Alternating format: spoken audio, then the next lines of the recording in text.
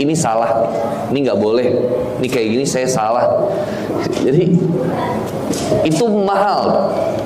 Kesadaran salah itu mahal banget. Jadi hal yang istimewa itu ketika kita sadar kita salah, itu udah luar biasa. Saya pernah ketemu teman saya, anak motor. Kalau nggak salah Ramadan 3 tahun yang lalu itu, kita lagi motor-motoran ke Pangalengan. Saya pulang dari Pangalengan, beliau itu bilang sama saya, kan kalau saya di Indonesia dipanggilnya Papap. Pap, kayaknya Ramadan ini saya gagal. Saya bilang kenapa? Gagal karena saya nggak tamat puasanya, banyak bolongnya. Yang kedua, sholat wajib saya ini banyak ketinggalnya juga, tarawih. Jadi sholat wajibnya kelakuin 5, cuman banyak yang telat kan. Yang subuh jam berapa gitu. Yang ketiga, dia tarawihnya cuman bisa dihitung sama jari lah, sebulan itu. Dia bilang nih Ramadan saya gagal tahun ini. Saya bilang, kamu berhasil. Terus dia nanya, berhasilnya belah mana? Kan saya puasanya nggak tamat, saya sholat banyak yang nggak tepat pada waktunya, tarawih saya nggak tuntas. Saya bilang berhasilnya itu karena kamu tahu kamu salah. Itu keberhasilannya. Berapa banyak orang yang melalui bulan Ramadan sholat udah do the best, kayaknya udah ngerasa wah udah perfect nih Ramadan gue. Itu beda nilainya sama orang yang menyadari atau bahkan mengakui bahwa saya masih salah. Itu luar biasa.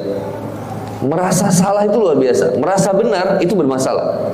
Dalam kaidah tasawuf ya, merasa benar dalam merasa itu lebih baik daripada merasa benar. Tapi dalam kaidah akidah, merasa benar itu wajib. Ya masa sih kita nggak ngerasa benar sama aturan Islam, itu kan aneh. Ya, harus yakin. Tapi kalau kita belajar ilmu hati, benar dalam merasa itu lebih baik daripada merasa benar. Karena merasa benar akan akan mendatangkan sombong. Tapi benar dalam merasa akan menghasilkan ketawaduan. Nah, itu taubat. Taubat itu menyadari dulu, mengakui saya salah, lalu kemudian memohon ampun dan memperbaiki. Memperbaiki. Baru setelah taubat, ketika dijalankan, barulah orang ini mengatakan barulah kemudian mendapatkan ayat ini ya.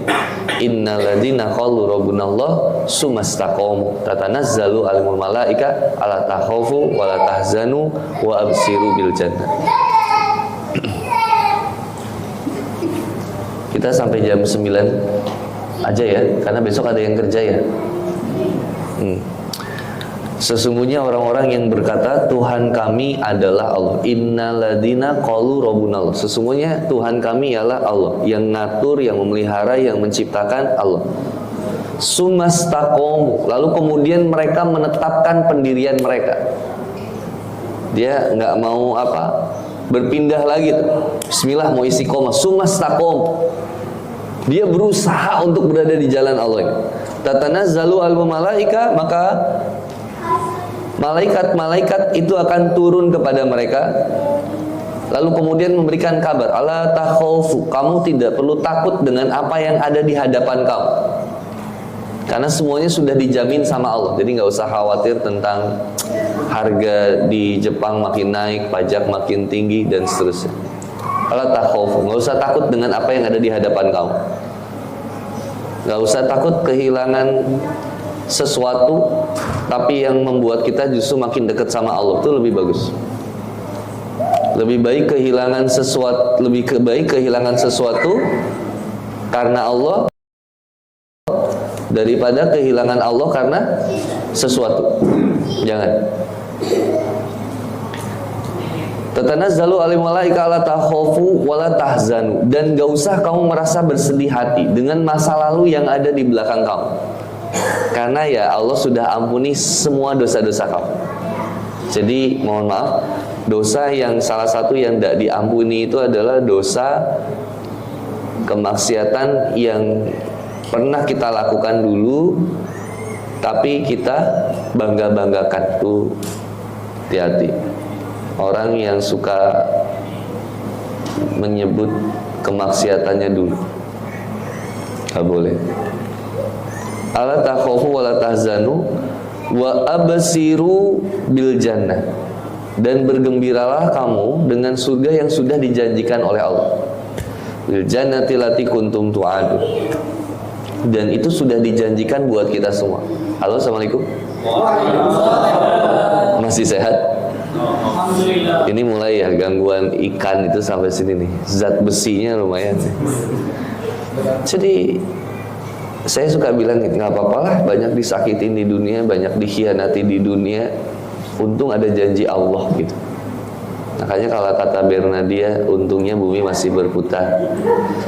Untungnya aku tak pernah berhenti menyerah. Untungnya aku masih bisa rasa bahwa hal-hal yang baik akan datang. Dah, itu aja. Nahnu awliyaukum fil hana. Kelanjutannya lihat. Nahnu awliyaukum fil hayati dunya wa fil akhirah. Kamilah pelindung-pelindungmu dalam kehidupan dunia dan akhirat. Gak usah takut. Aku pelindung kamu di dunia ini dan di akhirat nanti. Siapa? Allah langsung. Kami.